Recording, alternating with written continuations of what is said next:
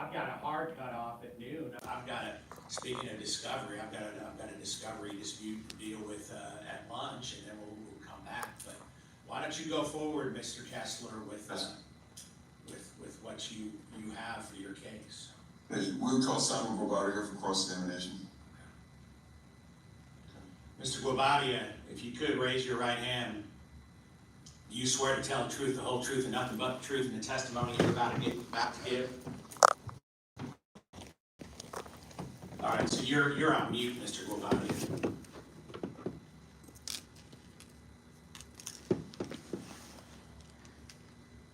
You're still on mute.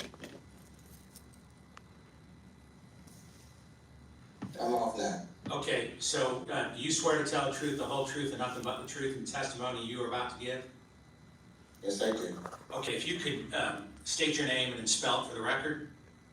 Simon Guobadia, Simon S-I-M-O-N, I-Y-O-R-E, Guobadia, G-U-O-B-A, D as in David, I-A. Okay, go ahead, Mr. Kessler. He has been sworn, Your Honor. Yes, he's been sworn in. I mean, unless you think I've done something wrong with my swearing in. I was looking at my notes. Oh, okay, I was gonna say, we could debate that for 20 minutes. No, he's been sworn in. I'm sure the minister could disagree. Mr. Guobadia, despite everything, it's good to see you. And are you healthy and able to testify clearly today? Yes. Okay. Your lawyer, I just want to get one thing out of the way. Your lawyer said that you were not a public figure. Do you agree with that, or before you married Ms. Williams, indeed you were a public figure, correct? No. And you don't consider yourself a public figure now? I probably consider a public figure now. In fact, I'm going to show you what we've marked as 31B, and I'll ask Ms. Hayward James to present that and see if you can identify what we've marked as 31B.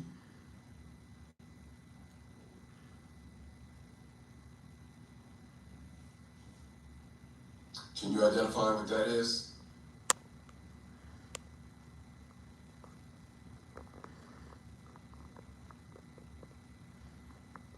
Is that your Instagram page? Yes, it is. And you created that page, you identified, you put together that page, correct? That's correct. And under your picture it says public figure, correct? That's correct.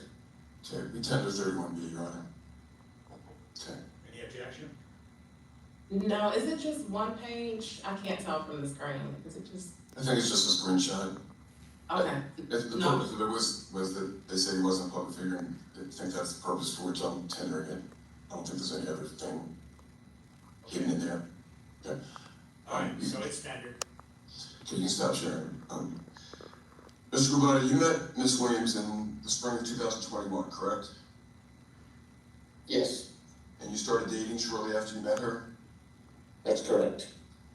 Your engagement was publicly announced later that spring, May 2021, correct?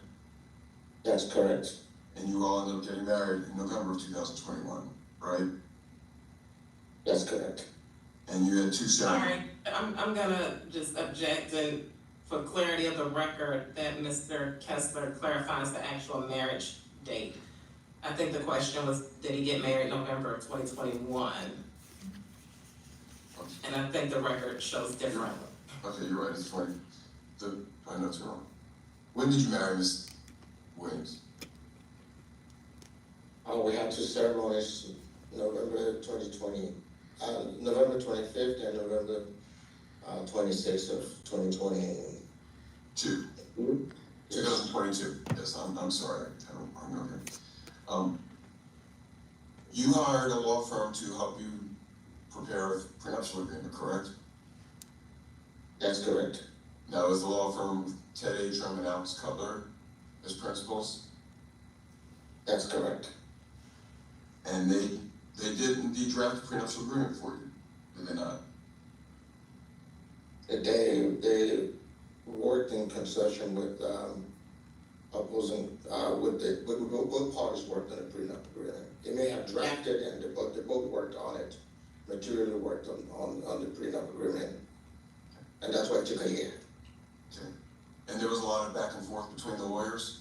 That's correct. Did Ms. Williams' lawyers suggest any changes to it? They did plenty of changes. And did your lawyers make other changes to it? I'm sure we did. And were you under any influence of any medication or alcohol that would prevented you from understanding what you were signing when you signed it? No,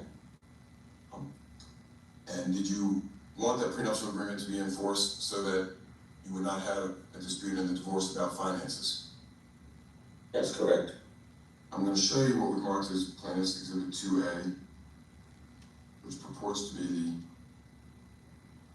the executed prenuptial agreement. Ms. J, we share that P2A.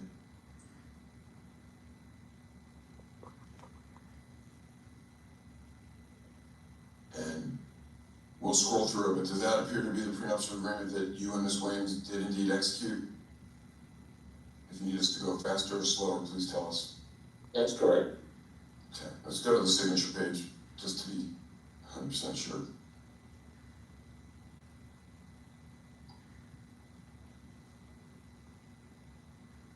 Okay, so that does indeed to be an accurate copy of the prenuptial agreement you all signed, correct?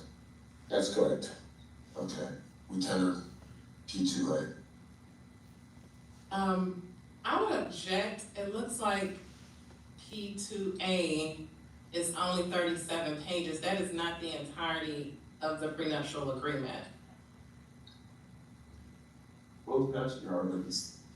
This is, we'll submit the whole thing additionally, but those are the exhibits, that's why it's not the whole thing.